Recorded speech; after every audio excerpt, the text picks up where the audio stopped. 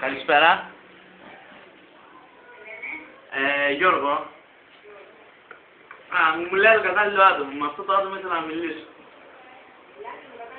Ναι. Για σένα παίρνω. Δεν είναι ντροπή, εντάξει. Έτσι δεν λέτε. Ειδική περίπτωση είμαι. 24. Εσύ?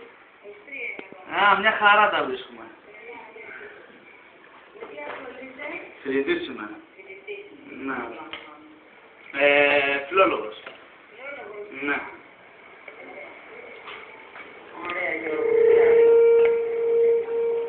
Δεν σας ακούω καλά. Ναι, τώρα. Ναι, για πείτε.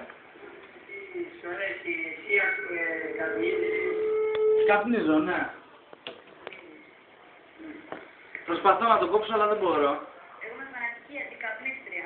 Ναι, για πάρτι στο κόβα άμα είναι.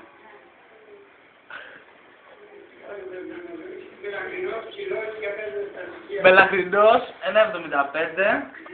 Είμαι 85 κιλά, εκεί. Έχουμε κάτι κιλάκια παραπάνω. Ευχαριστώ πολύ.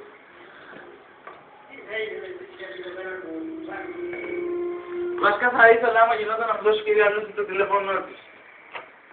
Αυτά δεν γίνονται. Γιατί τόσο δύσκολο είναι? Δεν γίνεται. Αυτά μετά στην εκπομπή. Να σου δώσω εγώ το δικό μου να με βάλεις? Θα δώσουμε το δικό σου.